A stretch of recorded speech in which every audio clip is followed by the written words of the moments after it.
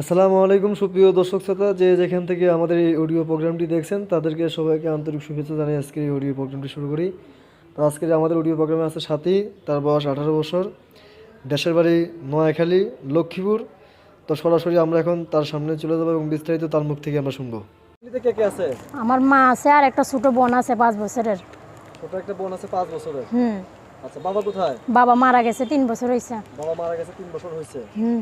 আপনার মা কোনো কাজ কাম করে? না, মা অসুস্থ, মা কাজ করতে পারে না। তা আপনার এই যে ছোট বোনটা আছে উনি কি করে? ও মাদ্রাসায় পড়ে 2-তে। আচ্ছা, তা আপনার কি বিয়ে শাদী হয়েছে? হ্যাঁ হইছিল, 1 বছর হইছে। এক ও আমারে ফালাই দিয়ে চলে গেছে। ফালাই দিয়ে চলে গেছে। হুম। তো এই 1 বছরের মধ্যে তার সঙ্গে আপনার কোনো যোগাযোগ আছে? না না, উনি বিয়ে করে ফেলছে। উনি বিয়ে করে চলে গেছে, আমারে আর খোঁজ খবর রাখে না।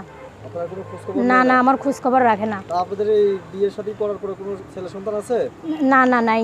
না, হয় আমার না। কোনো ছেলে সন্তান হয় নাই। আচ্ছা আচ্ছা, আপনি বিয়ে কি তার সঙ্গে প্রেম করে করছিলেন নাকি মা বাবার পছন্দ না, করছিলেন? প্রেম করেই করছিলাম। ও আমারে এই কোর্ট ম্যারেজ করে বিয়ে করছিল। তারপরে উনি আমার সাইডে চলে যায়, বড় লোকের মেয়েকে একটা বিয়ে করে নিয়েছে। বড় লোকের মেয়েকে বিয়ে করে? হ্যাঁ, আমি গরিব বলে ও আমার কাছে আর আসে না।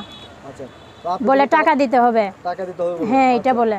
তা আপনি কোনো কাজ কাম করেন? হ্যাঁ, কাজ করি। সেলাইয়ের একটা মেশিন ছিল, হ্যাঁ। আগে ওই মেশিনটা দিয়ে আমি সংসার চালাইতাম। এখন অভাবে পড়ে ওই মেশিনটা আমি বিক্রি করে ফেলছি।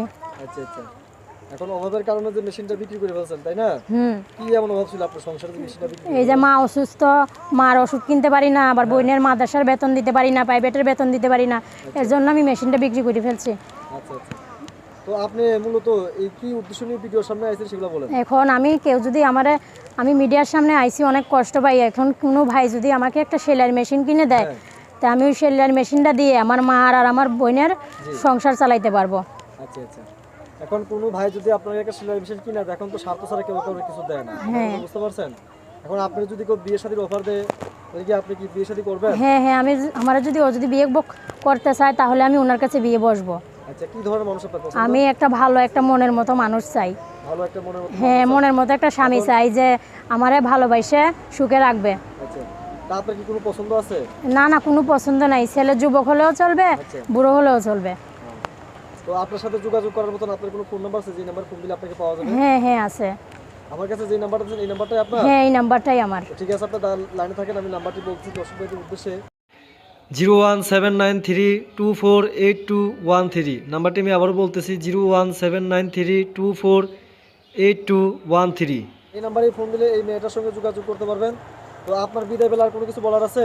দর্শকের কাছে আমার একটাই আবেদন, জি। যে দর্শক ভাইয়েরা যদি কেউ আমার ভালোবাসে একটা সেলাই মেশিন কিনে দেয়, হ্যাঁ। তাহলে আমি সেলাই মেশিনটা দিয়ে জি। আমি আমার আম্মুর আর আমার ছোট বোনের সংসার চালাইতে পারবো। আচ্ছা, আর কিছু বলার আছে? না, আমার আর কিছু বলার নেই। দর্শক সবাই ভালো থাকবেন, সুস্থ থাকবেন। পরবর্তী আমরা আবার নতুন ভিডিও নিয়ে হাজির হবো।